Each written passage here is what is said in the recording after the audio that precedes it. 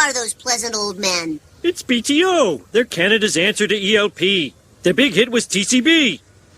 That's how we talked in the 70s. We didn't have a moment to spare. Hello, Springfield!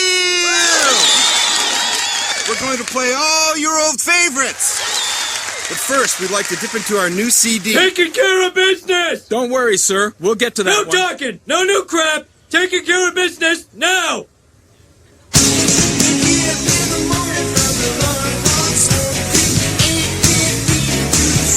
Get to the working overtime plan! Unbelievable. Dumbass. Look out! Live direct from hell, final track. You're about to take on, we've got no drive seat in the house. Next day we'll be on our way tonight. Gonna rock it tonight, gonna rock it tonight, gonna rock it tonight, gonna rock it tonight. Welcome, ticket scalpers, to Geek Salad episode 268. $800 for Obstructed View. What I'm Andy. value? I'm Andy. I'm Mike. I'm Joe. I'm Catherine. And we kick off the summer tonight with our look at our favorite live albums. Also, we're kicking off the summer with my horrific summer allergies. So if you hear a lot of sniffling and whatnot, that's what that is. More so than normal. It's not the Coke. It's not the Coke. No, it is not. Oh, God, I wish it was the Coke. My God. No. It is. You could quit that and make the pain stuff. Allergies. And of course he means Coca-Cola, right? Sure. Yeah. We're a family-friendly podcast. Right. Yeah, exactly. I mean, hell, the other day, a friend of mine posted a picture of the Two Towers paperback from, like, I want to say maybe the late 70s, and it had, Legolas had a mullet, and I'm like, oh, that's nothing. See also the Galadriel from the Bashki Lord of the Rings, where she not only looks like she did a rail at Studio 54, but she also looked like that chick that OD'd at the pool party scene in Boogie Nights. Yep. So yeah, I threw a whole bunch of references at you here, and also to celebrate our discussion of favorite live albums, I decided I had to live the concert experience here by giving myself a bottle of beer, which it will probably cost about $18. So, Goddamn inflation.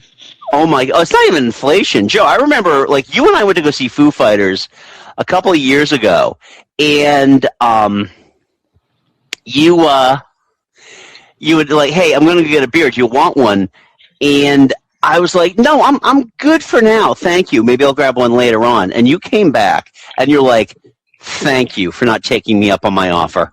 Yes, it was. And it wasn't even good beer. It wasn't even high-end beer either. No, it was not. It was fairly bad, actually. So yeah. So we're going to be talking all about our favorite live albums tonight. We've got a list of stuff going on. We did have our friend Jim, who used to be one of the hosts of the show, was going to join us, but had some family stuff come up. Nothing bad, just family stuff. So I just want to bring up his pick right now before we get into our social media picks. Quick Yes. Andy. Kurt is here with us, and he says, "Woo, summer allergies." Ooh, yes, exactly. It wouldn't be a summertime podcast if I wasn't sniffling. Thank you, Kurt, for joining us. Oh, he's got some stuff. He's got a lot of stuff.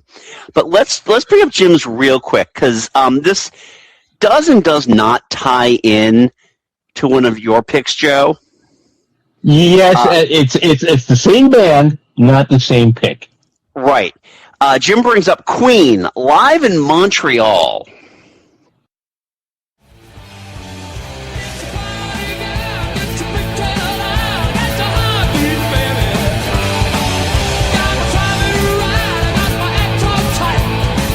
Tonight, school bell.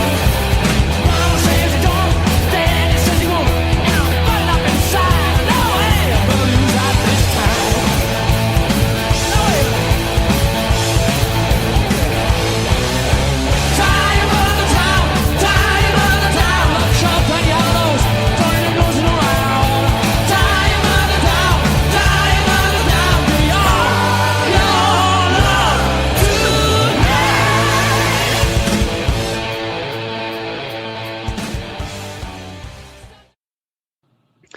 Now, I didn't get a chance to look at it yet, but do you know what year that one was? I believe it was 1980, 81.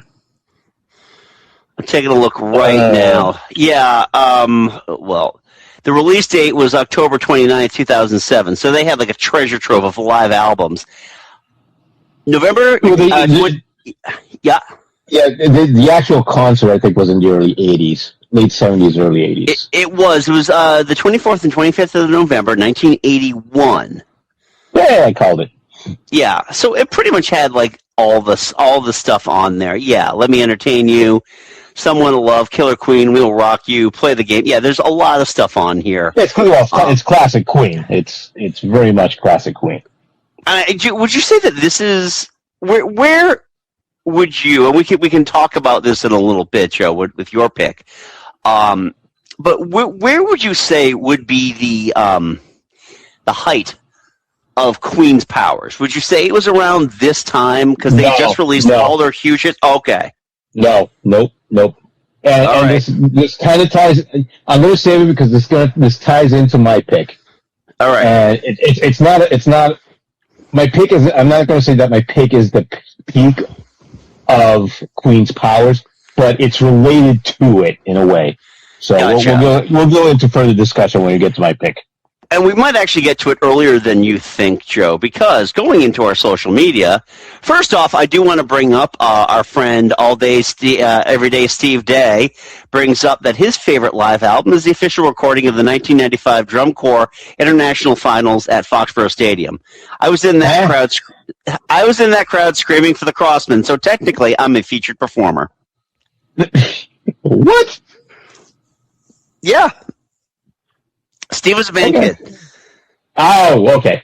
Yeah, that's why. I mean, he's making a joke. But then Kurt, who is on the call with us right now, had so many picks that he not only exceeded the Blue Sky character limit, he screenshotted for me. So we're going to go over these, and it does appear that was there one in here that was yours, Joe? I'm taking a look right now.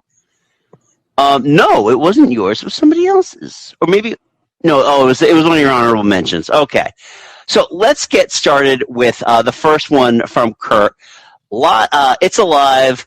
The Ramones during the Rocket to Russia tour during their best year for punk rock, 1977. I'm not going to dispute that at all. The Ramones are amazing because I think that they're a great live band, even though there's nothing spectacular about what they do live, other than the fact that it's one after the other. After that, there was like no break in between the songs. Well, the thing about listening to punk bands live is that there really isn't that much difference between what you hear on stage and what's recorded. Yeah. Just because the whole punk ethos is just raw, unfiltered, unproduced, just I don't want to say noise, but just let it all out there without having to produce it. Right. It is a bunch of shredding 3-chord rock. Just don't let them do your birthday party. Sounds like you're begging for a sound drop, aren't you, Mike? Why not? There are several fine young men who I'm sure are gonna go far. Ladies and gentlemen, the Ramones. Hi, these minstrels will soothe my jangled nerves. I'd just like to say this gig sucks. Hey, up yours, Springfield. 1, 2, 3, 4. Happy birthday to you. Happy birthday to you. Happy birthday, Birdsey. Happy birthday to you. Go to hell, you old bastard.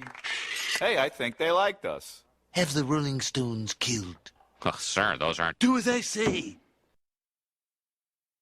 All right, next up on Kurt's list is Tom Petty and the Heartbreakers, the live anthology. Not an actual live album, but a collection of live performances spanning from the 70s to the 2000s. Fair enough. And Kurt also adds here, my list was longer because I omitted Johnny Cash at Folsom Prison and Who's Got the 10.5 by Black Flag. Ah, okay. Well, Folsom Prison is an interesting one anyway, because that is just like, that is a legacy building album. Yeah, that is. Yeah. There are very few artists that actually have a legacy building album, and that is one of them. Legacy building and career defining. Yeah, exactly. Jumping ahead, Kurt, I'm not skipping one. I'm jumping ahead on that same topic of legacy building. Cheap Trick, live at Budokan, the best version of I Want You to Want Me, Surrender, and their cover of Ain't That a Shame from Fats Domino was amazing. Honestly, if you cannot name a single Cheap Trick album, you can name Live at Budokan. Well, I mean, that like you mentioned, that's on my honorable mentions. Yes. And it is the album that pretty much put Cheap Trick on the map. Yeah. Which is kind of weird when you think about it, that okay, how does an American band who has no real radio presence go to Japan? And it's actually not. Actually wasn't recorded at Budokan. It was recorded in Osaka. How does an American band with no real radio presence before then go to Japan and release? Record what will become one of the seminal live albums of the '70s. That again is legacy defining for Cheap Trick. Yes, exactly. And the funny thing is too is that like the I Want You to Want Me, the singles version of that song is the Budokan version.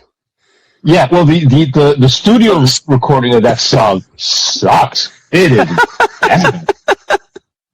That's why whenever you hear it on the radio, you kick it off with I want you to want me. Yeah. Well, it's I kind of rank Live at Budokan on the same level as Peter Frampton Comes Alive, or Frampton Comes Alive. Yeah. Because, and again, it's a legacy-defining album for a band or artist that never really had a lot of radio presence before that album came out. Exactly. And, interestingly enough, another one that Cart brought up, Frampton Comes Alive, standard issue for suburbanites and people in flyover states, but it sounds amazing. Oh, my God, yeah. Oh, yeah. And again, it's one of those things where like the live version of what's the main single off that album? Do You Feel Love? Yes. Yeah, that one. Yeah, that one. The studio version of that song sucks. I do love it when the live version is better. It's when. All right, jumping back to one, I didn't really skip Kurt. I just wanted to tie into the conversation here. Kurt's next picks is Rush, All the World's a Stage, and Exit Stage Left. Rush in their home country during two of their best tours, the 2012 tour and the Moving Pictures tour. Rush has so many live albums. It's kind of hard to pick which one to go with. Like, I remember I had a Show of Hands, and I thought I played the shit out of that one. Speaking of Rush, did you guys see that Rush played the Kia Center in California last weekend? Yeah, well, they're going to be at TD Garden this fall. Yeah, I know, and I can't afford any of that because Oh, I know. Oh, Jesus. Yeah, well, Andy, I know you and I have both teenage girls that just graduated high school. Exactly. Congratulations, dad of a graduate. You too. Thank you. The thing is, what's sick too is that this podcast is almost as old as my daughter. I think what's interesting about watching the stuff from this past weekend's Rush performance is I feel like the Chuds were waiting for Annika, their drummer, to fall on her face. And I did say her because if there was anything, the only way they could get a chick to go to a Rush concert was to put her behind the drum kit. And sorry, that's a we know the old joke. Yeah. But yeah, no, Kurt, these are both really great. I love the Moving Pictures album and the Moving Pictures tour. They sound great too live because they emulate. They're pretty much emulating their albums. They come very close to their studio sound when they play live. Yeah. Well, let me ask you all a question here. I'm going to poll the team here.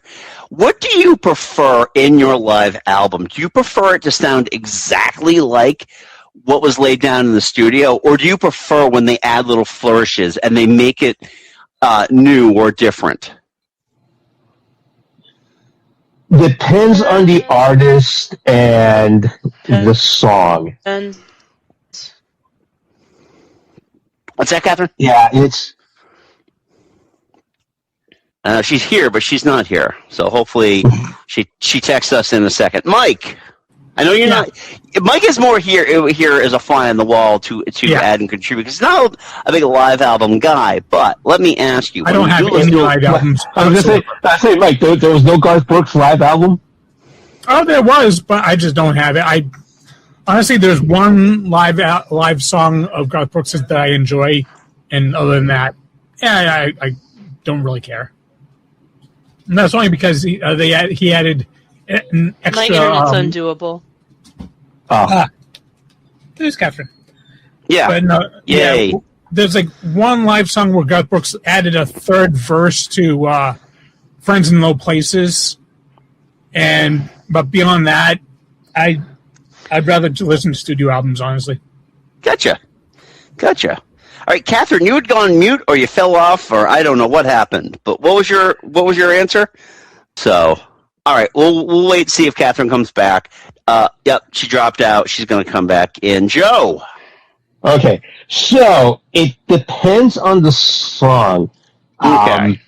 A lot of if a song is like overly, I want to say overly produced, but it has a lot of production value or production qualities in the studio, it's not going to translate well to live. All right, a lot of songs that are very produced don't translate well to live. There are exceptions to that rule, but for the most part, a lot of produced songs don't really translate. Songs that tend to be minimalist or have like not a lot of studio, not a lot of studio personnel. Yeah. Tend to translate better as live songs. Yeah, I can agree with that. And also being a fan, a guy who loves guitar players, songs where the guitar player gets to be front and center, I really have no problem with. Okay. So when Eric Clapton goes into a 5-minute guitar solo, that's like, yeah, okay, I'm all in. Yeah. So yeah, I'm like I guess I'm kind of with you on that, Joe, because I love it when they do make changes in the songs, especially if they like the Police albums, the 2 live Police albums that were not on my list solely because they were only available on vinyl during Record Store Day. They both do Regatta de Blanc and So Lonely, but they blend the two together, and it sounds great. But that's something that you only get on the live things. The one thing I don't like when I'm listening to a live album is when they decide to do an acoustic version of a song that should not be acoustic. There are certain exceptions to that one. I will get to in a little while, but yeah, for the most part, it's just like, oh, come on, we came here to rock. Yeah. Yeah, here you are counting crows. So, hey, Catherine's back. Hey. Okay. Now I'm going to ask the question, and hopefully I can hear the answer. Live or studio? What is your preference when it comes to like if they take flourishes in a song or whatnot, or liberties in a song, I guess? I'm going with it depends. Sometimes I like it, sometimes I don't. Okay. If I like it, great. But sometimes they take their flourish and it's like, wow, this is really lame. Yeah. Well, yes. Oh, what's funny too is like when you're at the actual concert itself, you're so in the moment that you really don't pay attention to the changes. Yeah. It's when you listen to like a recording of a concert and you start listening to like the changes, like, okay, this felt different when I was listening to it live, but yeah. Yeah. Yeah, you know what it is like if they're doing it and the crowd is into it and you're into it, and it's pleasing the crowd, then it's good. But if they're doing it for their own like ego and really not caring how the audience, like you're saying, the audience responds in the moment, but yeah, if it's not for them, right? If it's not a give and take with the audience, then it doesn't hold up. Yeah. Jackie's gonna come out here. He's gonna jerk off with his guitar for 20 minutes while I go in the back and get a blowjob. Woo! Well, that's why I never understood the love for like jam bands like Fish and shit. It's like, I remember it might have been Dennis Leary who had a whole thing about like the Grateful Dead, like they would kind of count on their audience being high. So they could just do whatever shit. I mean, some guy's telling a story later on, like, oh man, yeah, the Dead were so amazing. Jerry played an invisible guitar for like 2 hours. It's not too far from the truth, actually. Yeah, I don't get that. And maybe it's just me. Maybe I'm not that old enough of a fogey. I don't know. Anyway, let's move on to what Kurt has left on his list here. I'm glad you brought this one up, Kurt, because I wanted to highlight this one a little bit because it, quite honestly, will never be on my favorite list. Kiss Alive. Controversial, I know, but you could feel the heat from the pyro during the opening for Deuce. You want to talk about, they tried recording a live album and it failed so horribly that they just went into the studio to record it. Oh, God. It is just like, it's just one of those things. I remember reading about that in the Casablanca Records book. It's just one of those things that, they shipped like 1 million copies and they sold really well. I think, I don't know if I'd consider it to be a legacy building album for them, but it definitely sold the tours.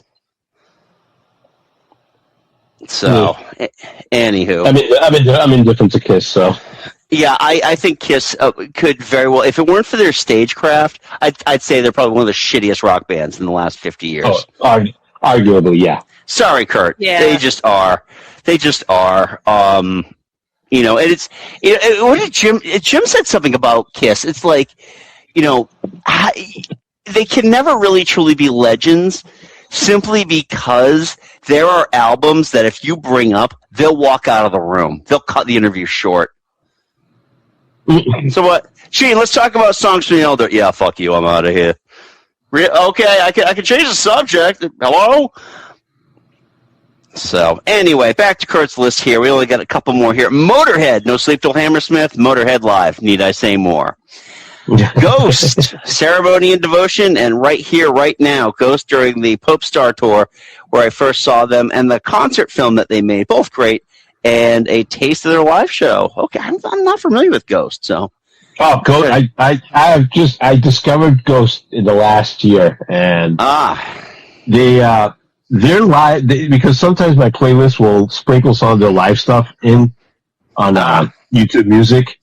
And it's actually pretty good, and they really get into it with the audience and stuff. And there's a lot of audience like back and forth and participation, and that's a band I'd like to go see. Yes. All right. Well, let's kick off our list. Kurt, thank you so much for giving us quite a bit to talk about in the first half hour of the show. Now let's move on to some of our picks. And I do, Joe,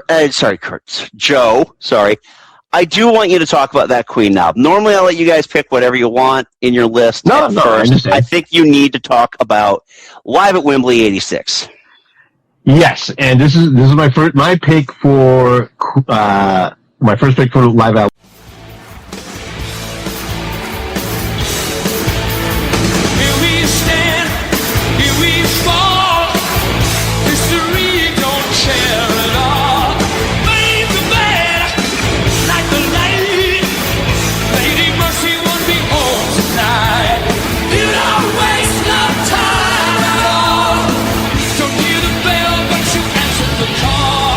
Just to you as to a song.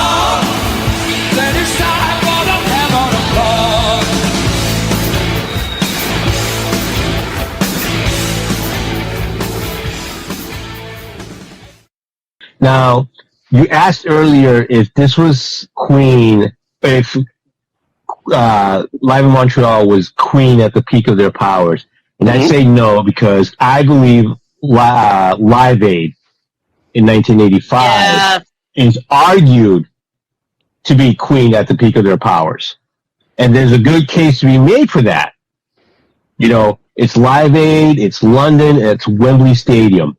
But Live in 86, the following year at the same venue, was a bigger show. It was humongous. Over 2 days. Yeah. Now this album was released in 1992 after Freddie, you know, unfortunately to take advantage of the interest following Freddie Mercury's death. Yeah. But it was released in 1982. It was a recording of the A Kind of Magic tour, and the Wembley shows were the culmination of that tour. And this was when the band was at their best. Musically, Freddie, lyrically, I mean, he was belting it. And there's two, when it was released, the CD's album was released in 1992, and then a follow-up DVD was released in 2003, I believe. And it's on, the album is from the July 11th show. The DVD, the video, is from the July 12th show. So they're two different, completely different concerts. And it's a combination of their greatest hits along with It's a Kind of Magic, which had just been released the year before. And it is so, so good. Like, and, you know, the title song, It's a Kind of Magic, is arguably one of the best live songs I've ever heard. John Deacon's bass line, along with Roger Taylor's drumming, it is top notch. It is peak, along with Brian May's guitar solos. And then again, just Freddie Mercury. It is an unbelievable album. I don't think there's a bad song at all in that album. And for a band like Queen, who does a lot of production in some of their songs, the way they integrate, you know, like Bohemian Rhapsody, the way they integrate the pre-recorded parts with the live is near flawless.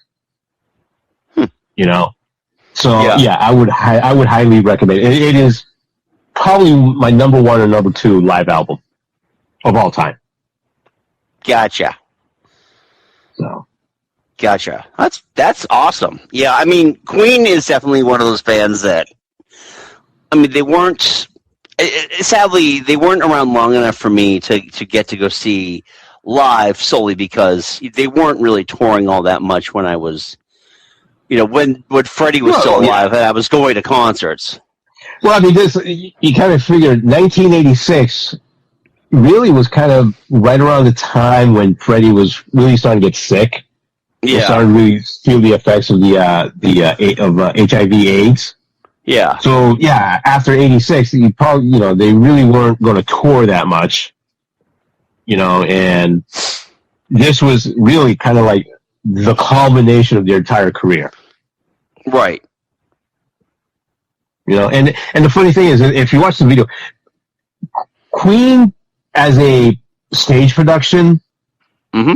They really don't rely on a lot of stagecraft, just a lot of like lighting, but the lighting they do perform is top notch. Right. Like the lighting set for this concert, for these two concerts, were so massive that they had to drill all the way down to the Wembley's foundation piles. Oh, which are like hundreds of feet below ground, just to support the massive lights. Oh wow! Yeah. Interesting. So, yeah. So if you haven't heard it, I'd definitely give it a go. And like I said, if you listen to the album and watch the videos, they're two different concerts. Well, I love when they do that, when they shake stuff up like that. So, all right, let's move on to Catherine. Yes. Yeah. Okay. What's your first pick? I'm going to start out with the Moxie Fruvis Live Noise, which is an album of like one of their a live tour that they were doing, where they like different cuts are from a few different locations. Yeah. But it's really good. It gives you a feel of being at a Fruvis concert. Once I was the king of Spain. King of Spain, live in Buffalo. Oh, my unspeakable wife, Queen Lisa. Don't mention Lisa. I'm telling you, I was the king of Spain. The king of former Conehead. And now I work at the Pizza. 1, 2, 3, 4. Ba-dum, ba-ba-dum. Ba-da-ba-da-ba-da-ba-da, ba-dum, ba-ba-dum. Ba-ba-da-ba. Royalty, Lord, it looked good on me. Buried in self in the royal boudoir. Or going nuclear free or playing crocono with the Princess of Monaco. Telling my jokes to the old back leaders, getting it all on video. Once I was the king of Spain. Now I eat humble pie. A palatial palace, that was my home. Now I eat humble pie. I'm telling you, I was the king of Spain. Now I eat humble pie. And now I vacuum the turf at Skydome. Once he was the king of Spain. Which I went to see them live several times. One of the times of which was at the Middle East. Yeah. And we were rowdy because we're from Boston and we're in the Middle East. And they're like, we're getting ready to do a live tour. And we were told we can't do Boston because you guys are too loud. You're not supposed to cheer for that.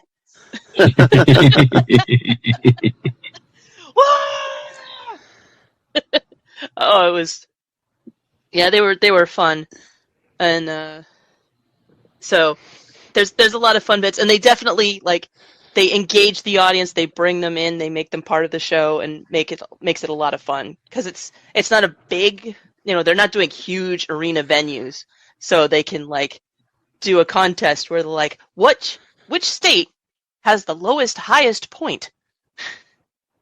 And people are just shouting out answers. You hear on the album, you hear this one guy yelling Iowa over and over and over again. Nice. And then somebody gets it and he comes up on stage and they bring him up on stage. And a friend of mine who had been to one of their live shows during this tour was like, "Oh yeah, they did that. We were there for that show." And I was like, "Nah, man. You were at the MIT show. They did this in another, I don't remember which state it was, but it's no, they apparently did this several times."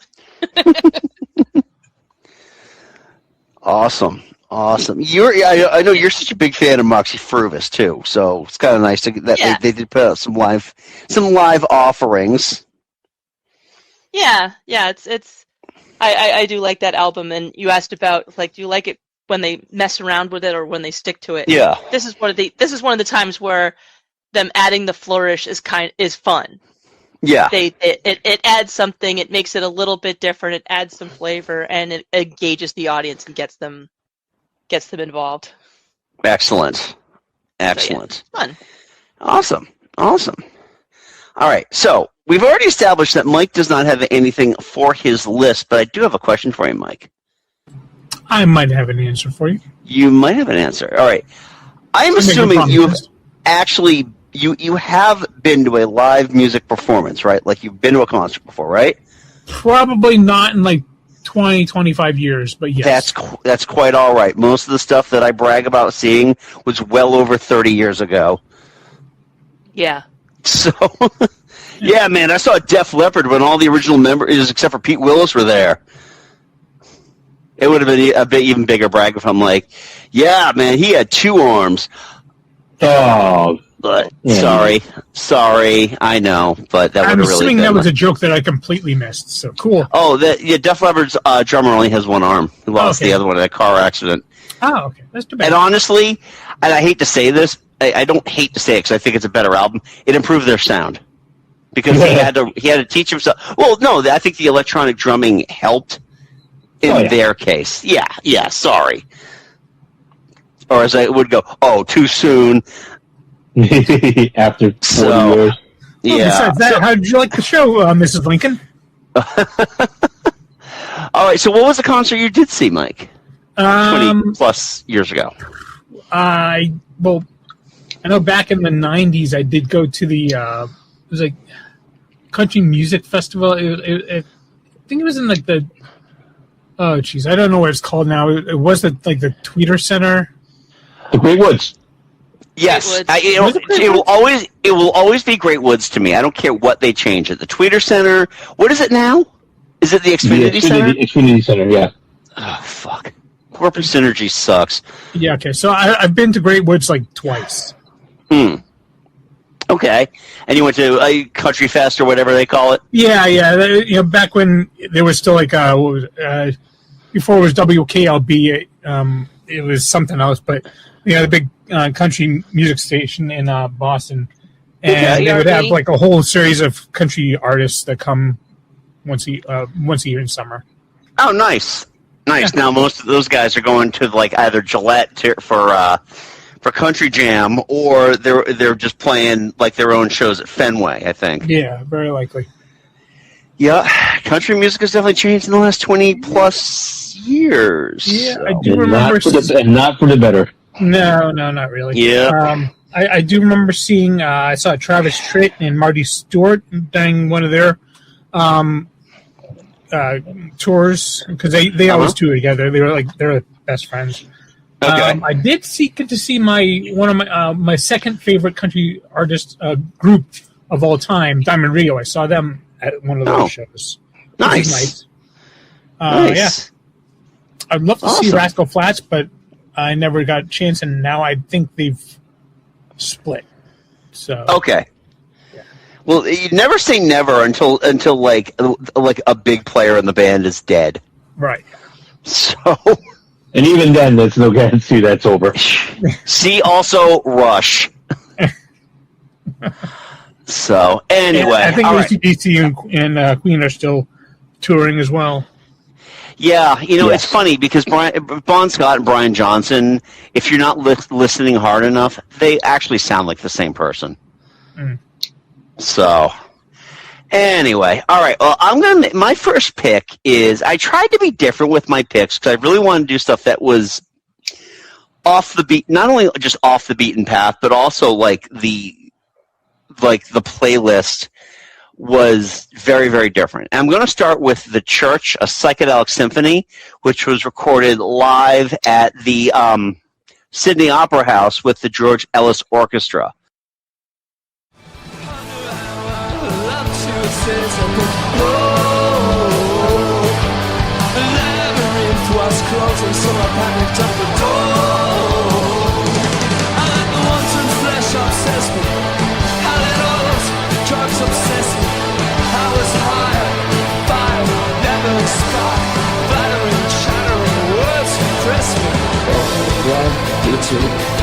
Have you mesmerized? Otherwise, I'm addicted to guess the nature of our surprise. I can't stop to sympathize when you've been time to lie.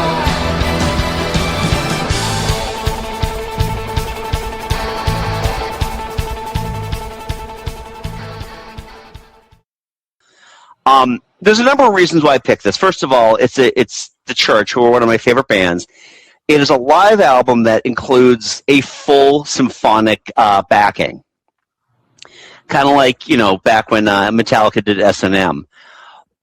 And not only is it a great offering of all of the songs that they are known for, and a whole bunch of somewhat newer stuff, but this is really kind of like the Core Four's last hurrah before like their signature guitar player, Marty Wilson Piper, was kicked out of the band, and then a couple of years after that, Peter Koppes was also just left the band. So the band itself is pretty much the Steve Kilbey Experience, who was their lead singer and bass player. But it's nice that this is kind of like if they were going to go out, at least with the core group, this is how they went out, with this really just bombastic show that not only has great orchestral backings on it, but it's still, there's a lot of great rock on there. The guitars jangle like they always should jangle. They close it out with one of like their hardest songs, Tantalized, and just the blend of the guitars and the strings in it are just so, they just synchronize so well, and first of all, it's a great way to end the show. If I actually lived in Australia and knew that this was a thing, I would have definitely gone to see this one, because it sounds amazing.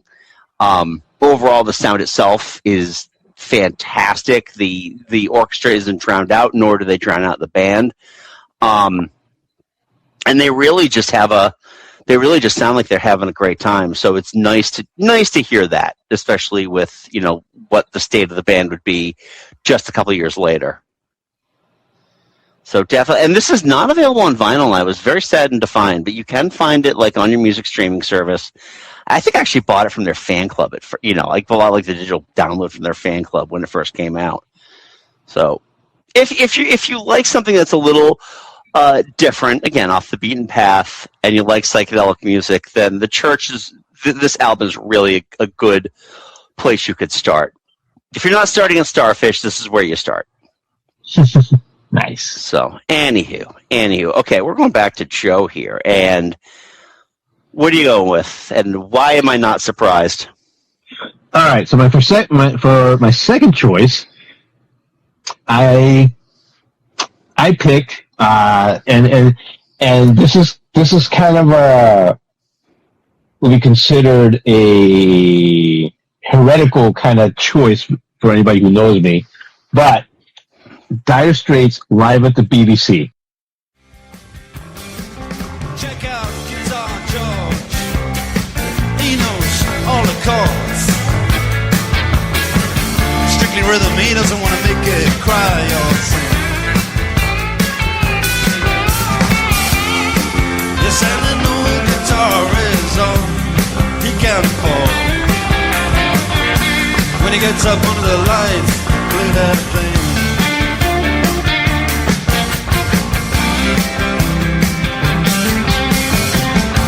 And Harry doesn't mind if he doesn't make the scene. He's got a daytime job, he's doing alright. He can play the honky-tonk like anything, saving it up for Friday night with the Sultan, with the Sultan's on swing.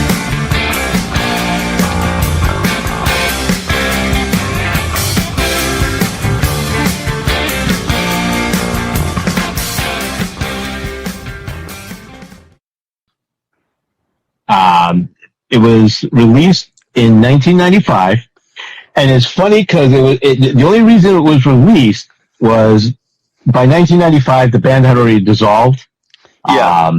But they still owed one record to the record company, which I believe was Phonogram, or it used to be Phonogram. I think it's Mercury Records now.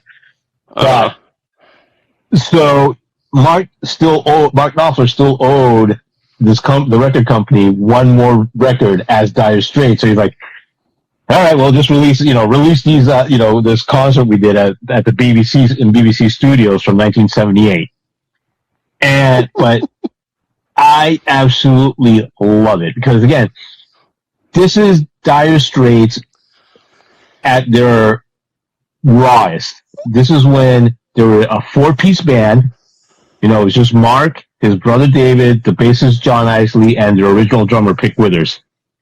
And they're a tight quartet, and like the version of Sultans of Swing that's on this album is my absolute favorite version of this song.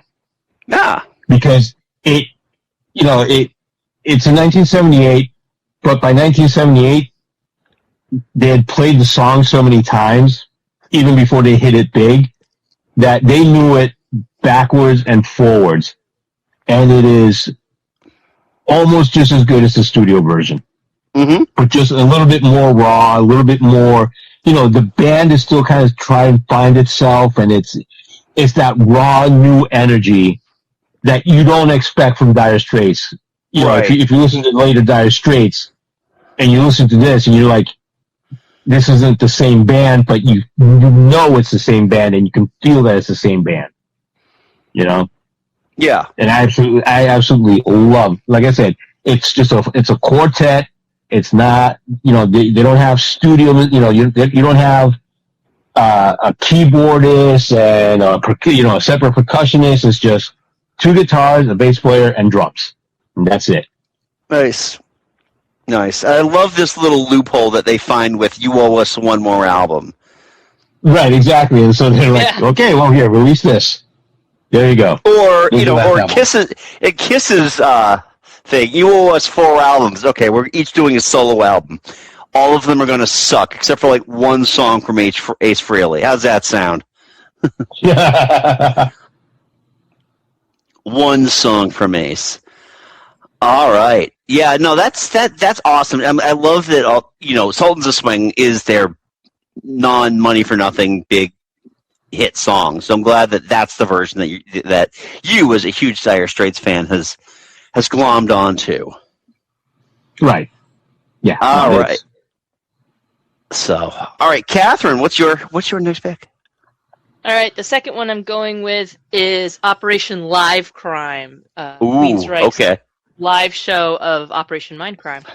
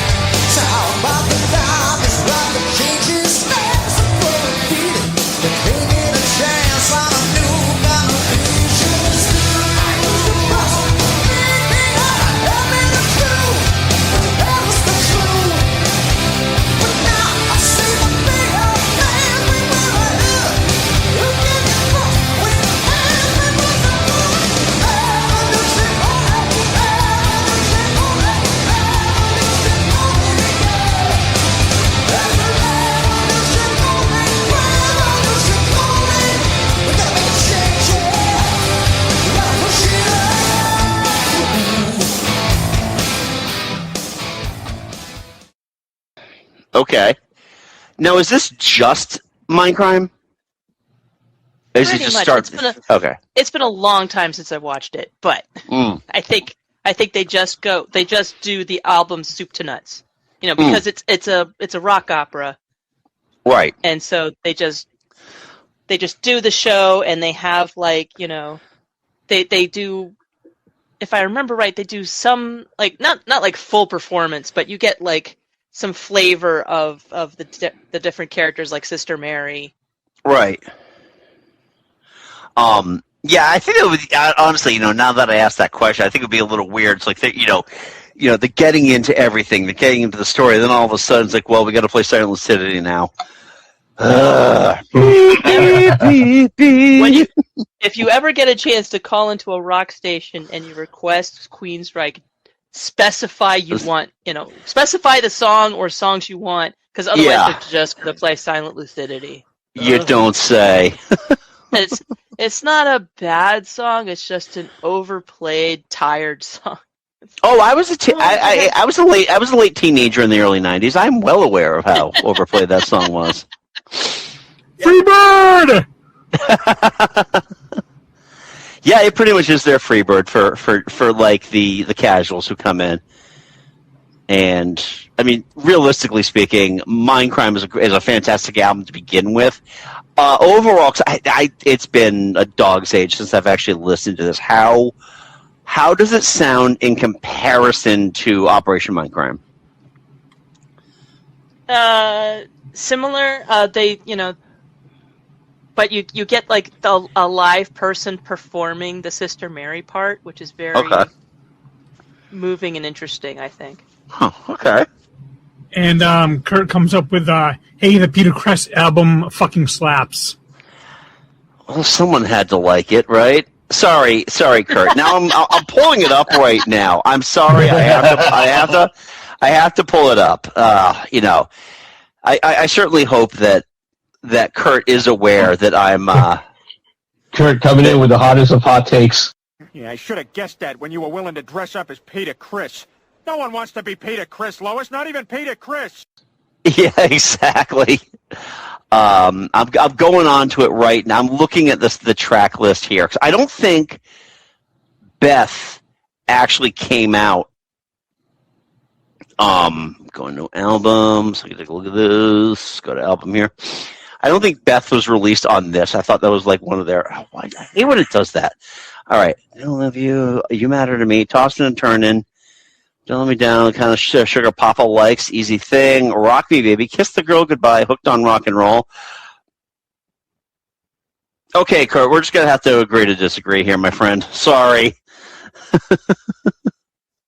The way you But were then rambling again, through song titles, it sounded like you were having a stroke. Well, I mean, I'm sure that's exactly what was happening when Peter was naming all these songs.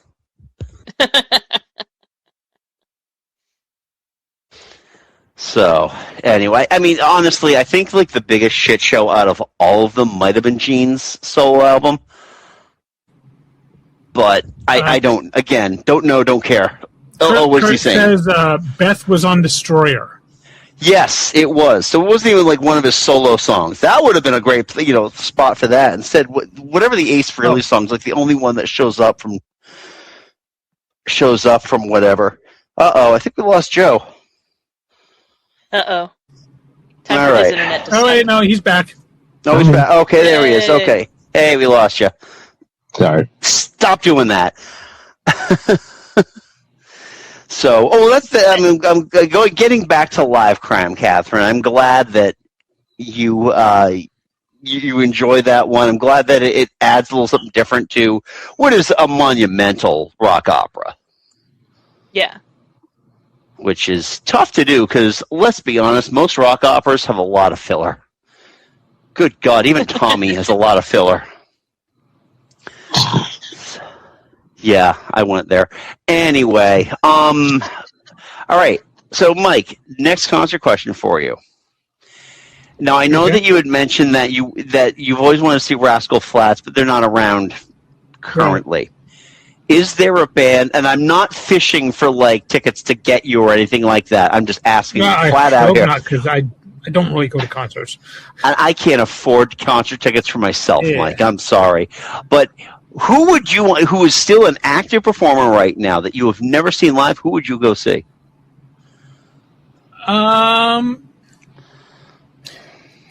You know what? I honestly don't know if they're still touring or not, but I imagine they would be. But I wouldn't mind seeing Chicago. Yeah. Okay. I mean, I know. Honestly, I think that they kind of like show up and they do like they'll play Foxwoods or they'll play Newport or something. They are still every once in a while they're like, well, I got to make another down payment on my yacht. What's Peter Cetera doing right now? Yeah, I know he's not really doing anything with the band anymore, but even without Peter Cetera's stuff, I mean, I love Peter Cetera's stuff, don't get me wrong. Yeah. Even without his stuff, they do still have quite a few good hits. And no, they do. Songs I enjoy. They do. You're talking the post-Cetera era, right? Cetera era. Was he with them from the start? Yes. Okay. Then, I have a story. I have a story that is about a live album, but continue. Kurt just comes up with Chicago is touring with Styx right now. Ooh, what a Frankenstein's monster of a tour that is, especially because I know that Tommy Shaw and Dennis DeYoung do not speak. They are dead to one another. Oh my God, that'd be so awesome to watch. I think that would be hilarious to watch. Oh my God, that would be. Oh man, that's almost like there was a dream that I had. My old coworker Pete and I, we always wanted to go to a Jerry Lewis show back when he was still alive, and we wanted to be removed from the audience with the security telling us, "You need to leave. You're upsetting the talent." Why? Because you keep asking about the movie. We keep heckling. If I may ask, who are those two people that you mentioned?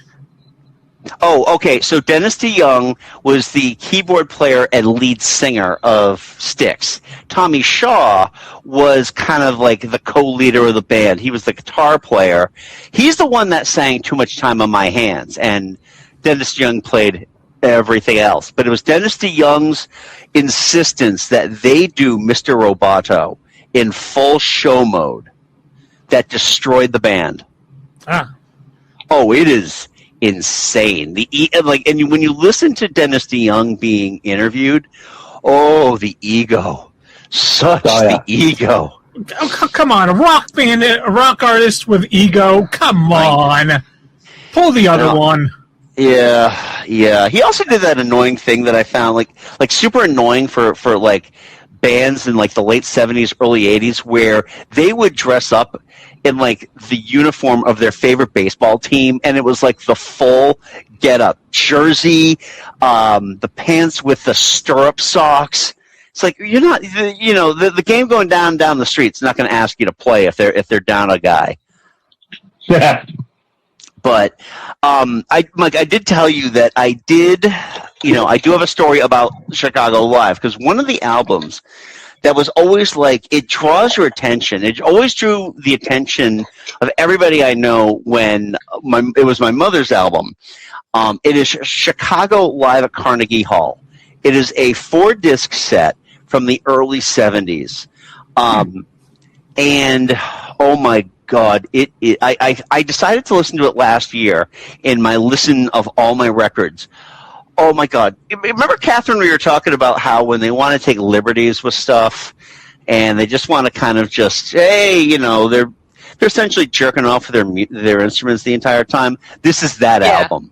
It's like you look at one side of like disc 3, and there's like there are no separating grooves to show a second track on there. It's like one side is like a song, because they just like, all right, now we're going to get into the wah-wah pedals, and now, all right, now we're going to have the trombone give like a 5-minute solo. It's like, oh, God damn it. I don't want to see that. I think I remember something. One of the times I went down to Disney World during the Food and Wine Festival in Epcot. Yep. I'm fairly certain I recall seeing that Dennis DeYoung was there performing live. Of course he was. Dennis DeYoung performs the music of Styx, because the only single he had after that was Desert Moon. Yeah, it was. And I remember seeing it, like it was playing while I was there, but it was like, I don't care. Yep. Oh, that's hilarious. Oh my God. And Kurt, thank you for telling me about that. That just brought joy to my heart. Thank you. All right, so the next up on my list is Bring On the Night by Sting. This is his first solo tour that he had done in Paris. This is right off the... I don't even think he had released Dream of the Blue Turtles yet, which is his first solo album.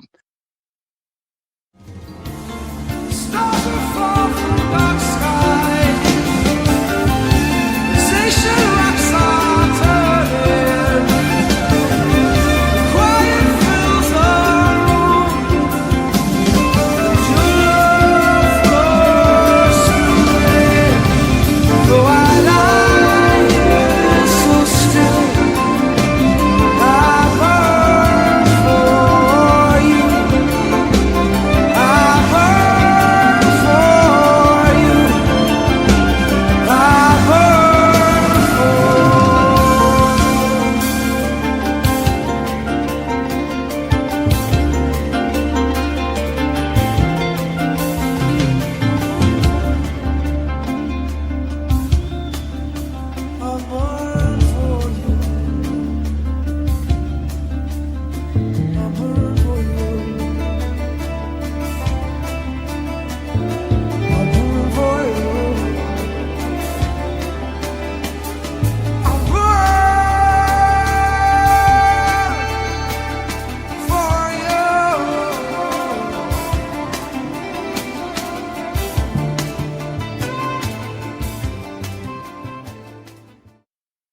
And it's such an ingenious blend because he's only had the one album. So most of the stuff he is playing is Police songs.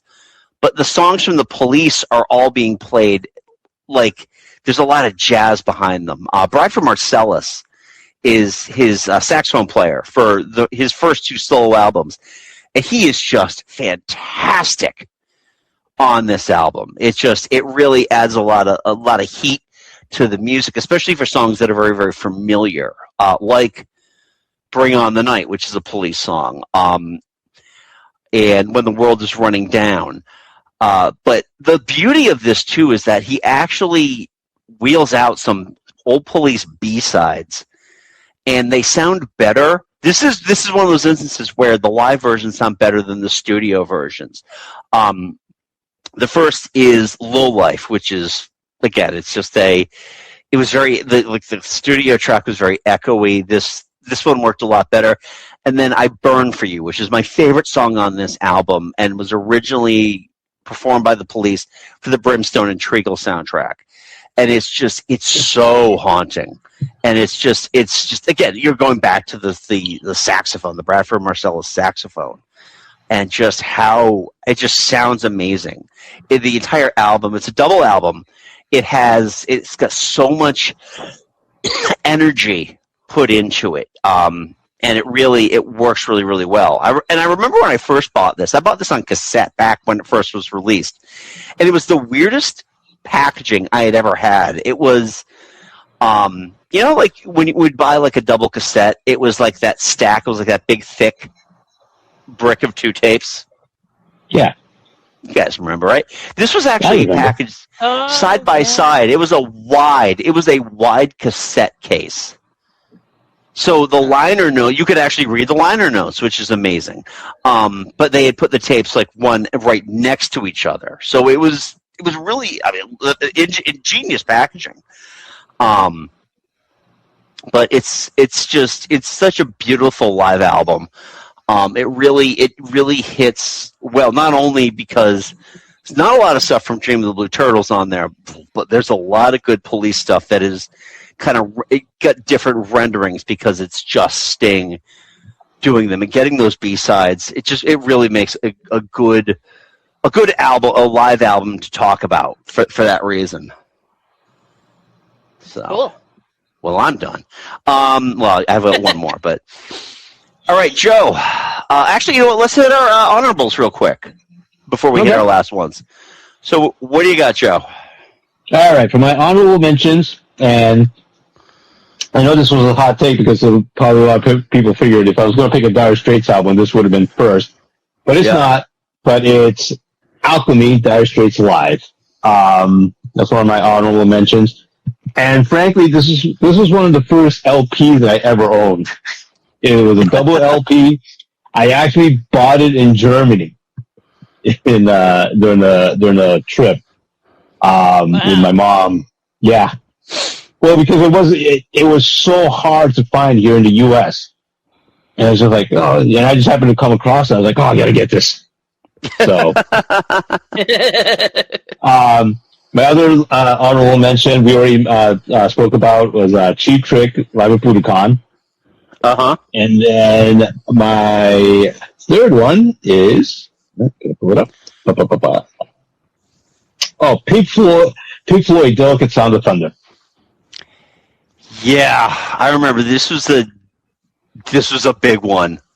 Yeah, at least when it came out. Yeah, it was. Yeah, it came out in 1988, but I just remember in 1989, everybody in high school was listening to it. Well, of course we were, because the drama group was doing, for the summer production, we were doing The Wall. I'm not kidding. We actually did The Wall. I know. I remember. Yeah. I will say, I mean, I don't remember much of the album, but I do remember that their version of Comfortably Numb kicks so much ass. Not just that song. My favorite song on that live album is On the Turning Away. Yeah. That is such a beautiful, haunting song. And the guitar, David Gilmour's guitar solo at the end is chef's kiss. Yeah, I should go find this one because I'm sure I can find it somewhere. But I remember One Slip was my favorite song on Momentary Lapse of Reason. Momentary Lapse of Reason, exactly. So that I could remember because I keep on calling it the Delicate Sound of Thunder, and I know that's wrong. Well, that's because it was recorded during the tour for Momentary Lapse of Reason. Right. So, awesome. Excellent. All right. Catherine, what are your honorable mentions? Did I didn't really have any. No, you didn't have any on your list here. If you don't, that's cool. Yeah, I thought about putting on They Might Be Giants Severe Tire Damage, which is another compilation with some live stuff. Talk about songs that we prefer the live version. Yeah. The song about the sun. Yes. The version we like is the live version. Yeah. Not the one that was for the first 3 seasons of Big Bang Theory. I didn't watch that show. No, it's the original version was like on one of their kids' albums. But then they for the live album they rocked it out, and it's like that's the fun one that I like. Nice. All right, Mike. Honorable mention. What is your favorite concert or musical artist T-shirt? I'm assuming you've owned at least one or two. Well, I know I got the one from Steve Winwood from you. I did. Yes, I remember. I got you the Ark of the Diver T-shirt for your birthday, 10 years ago. Yeah. Honestly, I think that might be the only one I got. Okay, that's cool. Go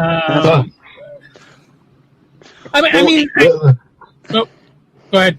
I was just say a little piece of Steve Winwood trivia. His brother Muff Winwood was Dire Straits' first producer. Interesting. Yeah. And I was going to tell Mike if I know you don't go to a lot of concerts, but if you ever do see Steve Winwood live, don't wear the shirt. Don't be that guy. I wouldn't. I had a chance to go see Steve Winwood and Eric Clapton together. Ooh, I missed it. Oh. Kurt says, I have an honorable mention. Welcome back, my friends, to the show that never ends. Ladies and gentlemen, Emerson, Lake and Palmer. Oh, wow. That is a deep cut. Woo. That is a deep dive. Wow. And I guess it is kind of a live thing that I do enjoy, and it just was released, and that was the Has Been Hotel live on Broadway.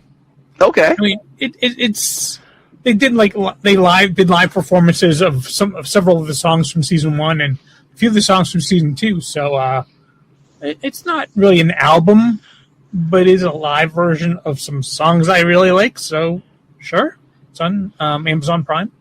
Yeah, nice. And most of the cast is our Broadway darlings. Anyway, there were several Tony Award winners on there. So for the most part, they were very very comfortable on stage. But we did get 2 Broadway debuts. Amir Talai, the voice of Alistair, and the voice of Moxie from Hell of a Boss. Okay.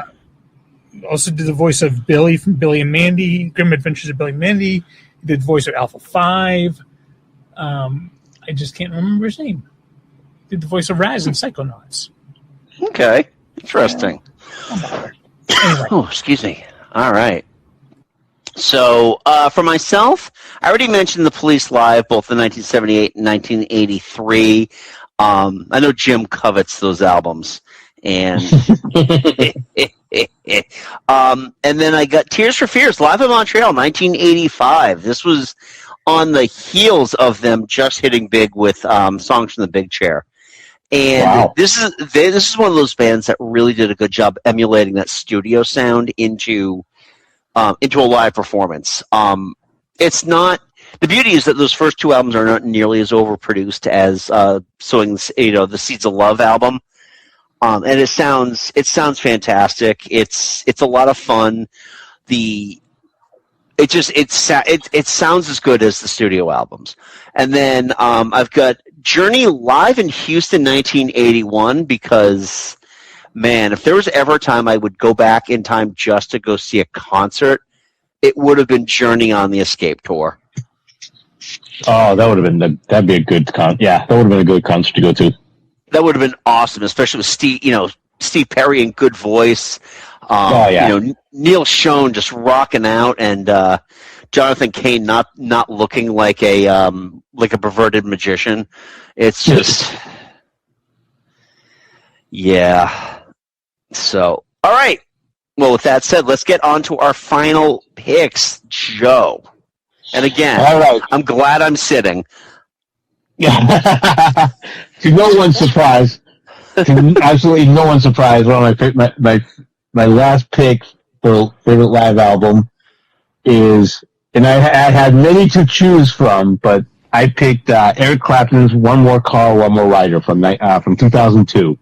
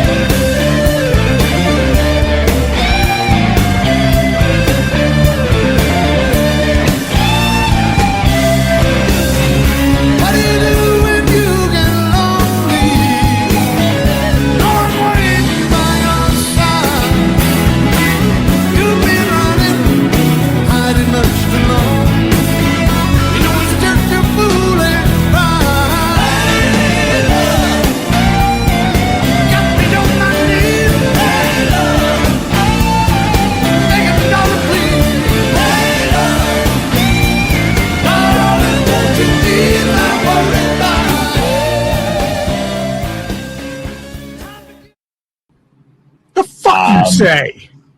I know, right? I'm shocked. Not really, but insert the Fry meme in here. Exactly. I'm shocked. Well, not really shocked. The Fry meme? This is from Casablanca, you blockhead. Oh no, that's just the. I'm shocked that there's gambling going on. You're winning. No, we're talking just the.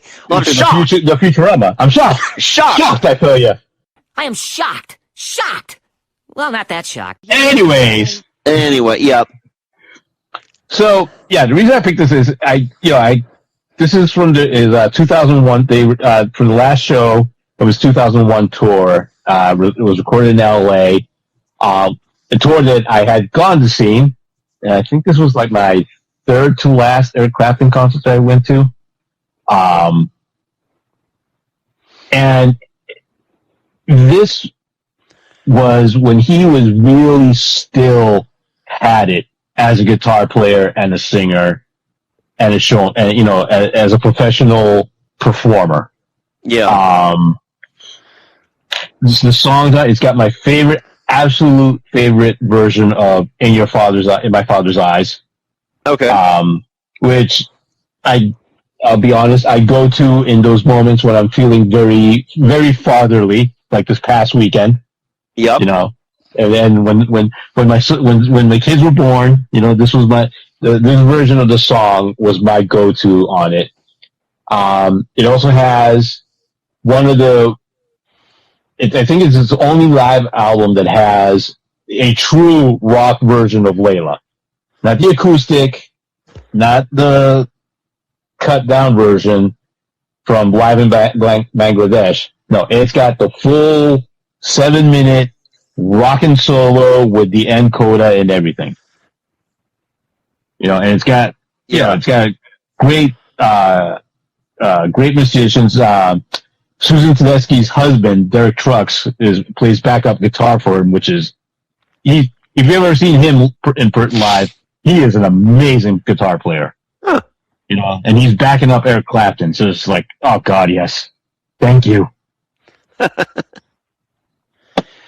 Well, that's good too, especially because it's just like, especially like with even like Clapton, Pete Townsend, you need that backup guitar player. Right. Townsend has been able to play electric guitar in like 35 years. So, Oh well, he's deaf anyway, so. Right. Quick aside here, I got a couple of messages from Kurt. Yes. Reminded me that the person I was thinking about was Richard Horowitz. Oh, okay. He's the voice of Moxie on Hell of a Boss. All right. And then he also said, my dad got to see them on the Escape Tour at Notre Dame. Ooh, nice. Nice. I was 8 years old when that album came out, or 9 years old when that album came out, so there was no way my parents were taking me to a concert. Not one bit. Not with that sleeveless shirt and Trans Am crowd. Well, you're the same age as Diane. Diane told me I think that one of her brothers took her to like a Foreigner concert when she was like 9 or 10. Ah, yeah. My first concert was it was for Foreigner 4. Oh, wow. Yeah, no, my first concert, I was 11, and I went to go see the Police at Foxborough. No, it wasn't even Foxborough Stadium at that point. Sullivan Stadium. Sullivan. Yeah. So, yeah. All right. Well, Catherine, what's your final pick? All right, this is just, kind of legendary stuff in my opinion. Not that I'm the hugest fan of Floyd, but, I mean, this is really cool, was the Wall live at Berlin.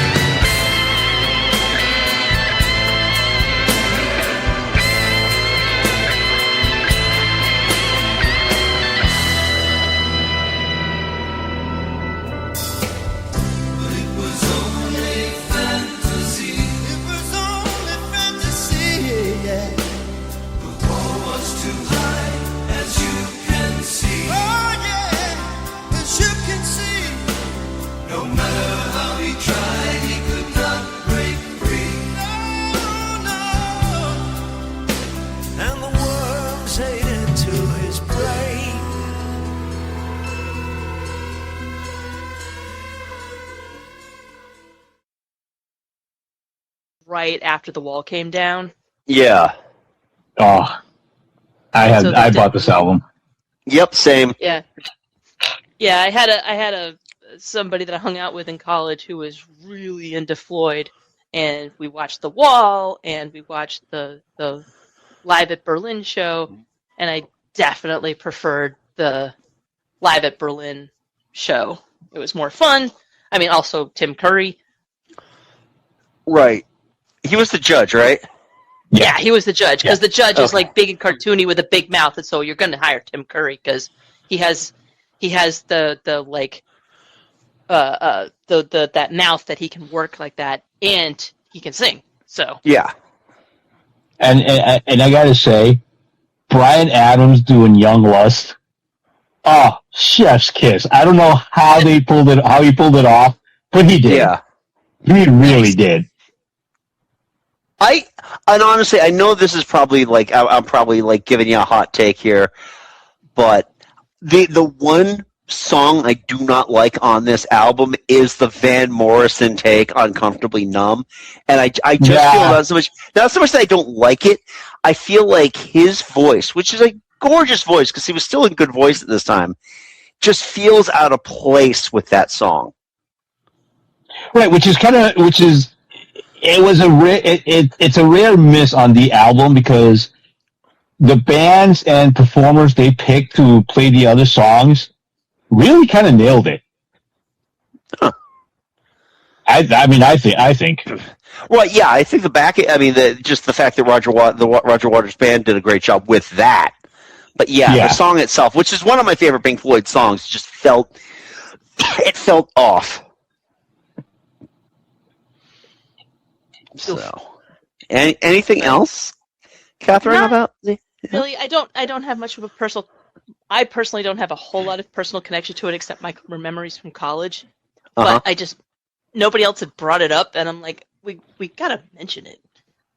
Well, it was significant too because it was also Roger Waters' first performance of The Wall since the band broke up in the early '80s. Yeah.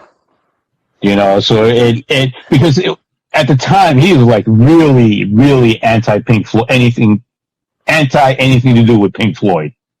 He wanted nothing to do with it whatsoever. You know, because it was a pretty bitter breakup. You know.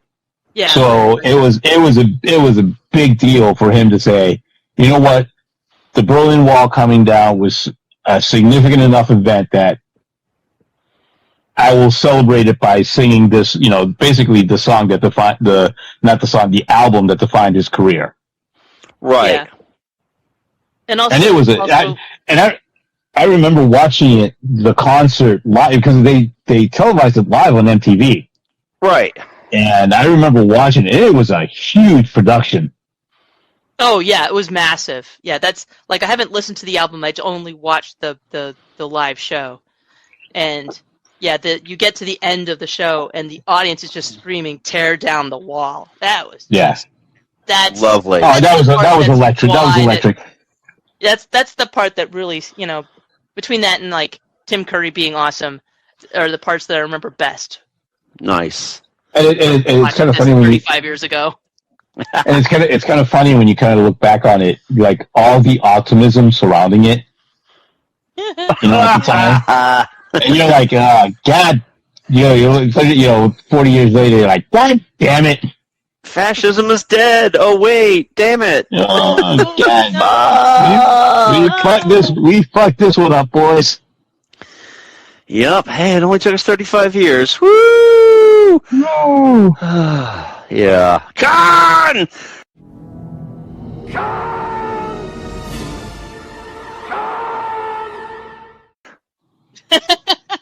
So. But it's still, yeah. Awesome. It's still worth. It's still an album worth talking about. Yes, absolutely. It is always an album worth talking about. I don't think I've listened to it since college, so I might have to go back and check that out again. All right, well, I will close out here. No surprise, because I think this was the album that got me spurned to thinking we need to talk about these things. Bruce Springsteen and the E Street Band live, 1975 to 1985.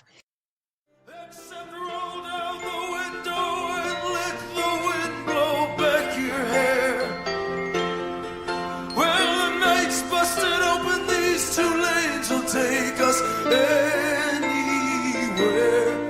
We got one last chance to make it real, to trade in these wings on some wheels. Climbing back, heaven's waiting down on the tracks. And it's, oh, come take my hand. We're riding out tonight to case the promised land. Oh, thunder road. It's lying out there like a killer in the sun. Hey, I know it's late, but we can make it if we run. Oh, thunder road, sit tight. Take hold, thunder road. 5 records, 10 years. And I think this is the box set that kicked off the box set craze of the mid to late 80s. That's entirely possible. Yeah. I'm mainly like, I'm not looking at anybody because obviously we're doing this remotely, but Joe, what are your thoughts on that? I'm looking directly at you. No, I would. It's a toss-up between this and Crossroads being the thing that sets it off. Because I think Crossroads was the bigger seller. And I think it was too. It was the bigger seller and the more kind of, I don't want to say mainstream because Bruce Springsteen is pretty fucking mainstream in mid '80s America, but yeah, it's that's a good. Yeah, I know that this was the biggest selling live recording until Garth Brooks live. So there's one for you, Mike. So, my God, this is one of those things that, like, he took the entire set opens with Thunder Road. And I had mentioned about, like, the acoustic versions of songs. I'm not a big fan at rock concerts that I'm doing that.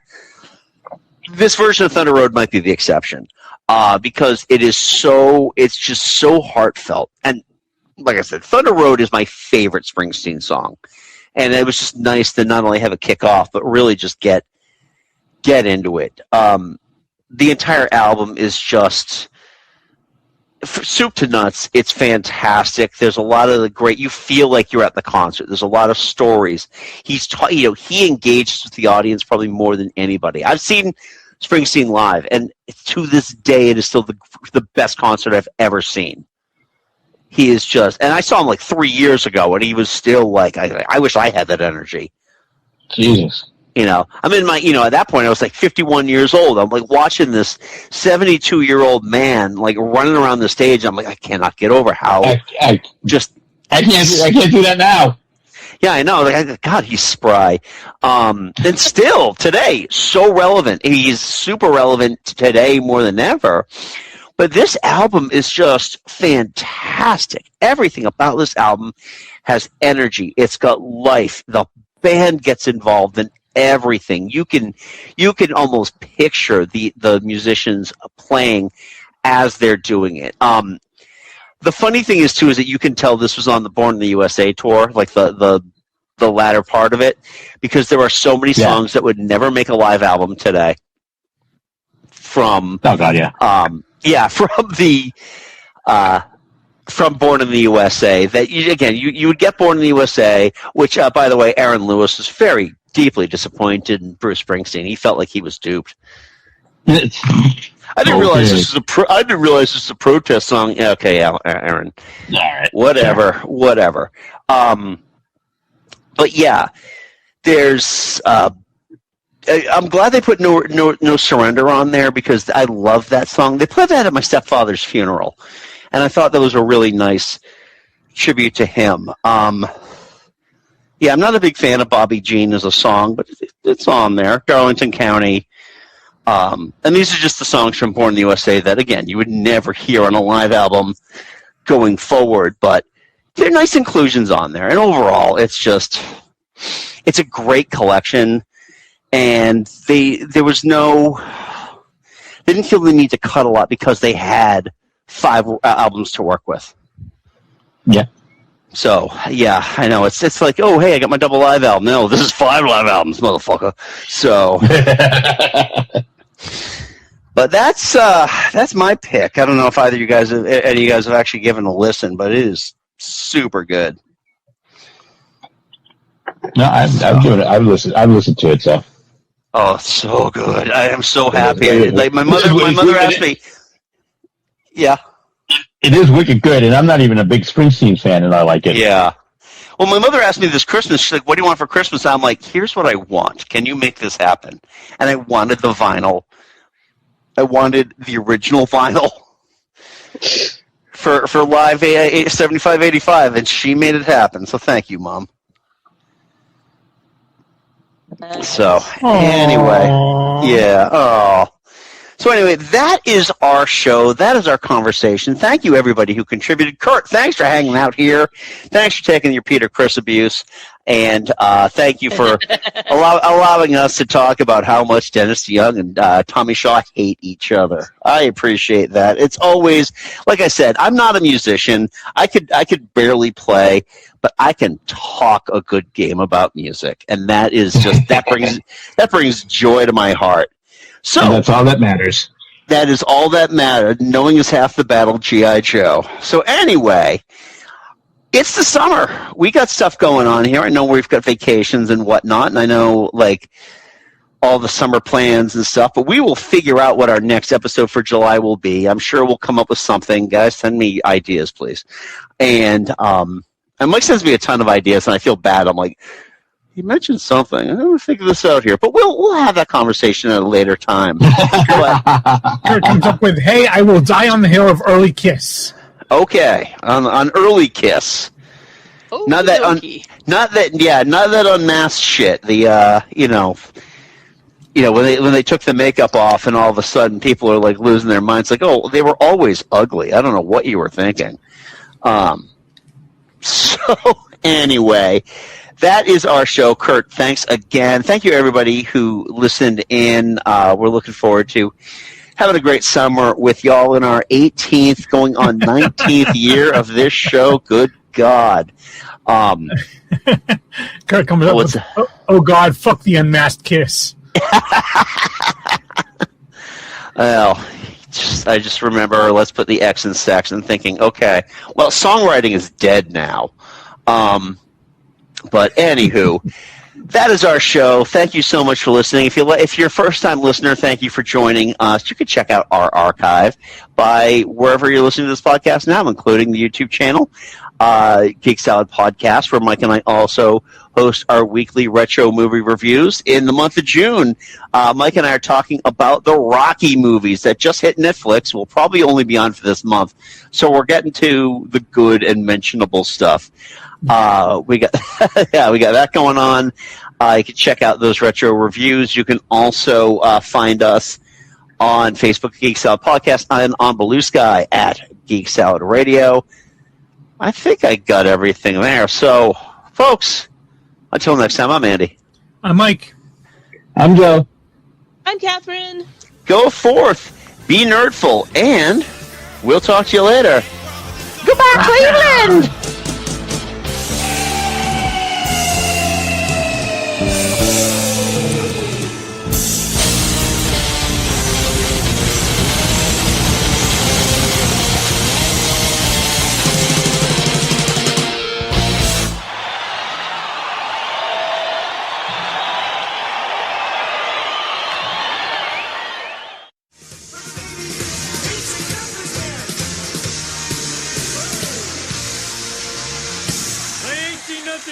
We just did. Whatever. Be sure to stick around for the Battle of the Elementary School Bands. Oh. Homer, Lisa's in that. I stand by my disappointed groan.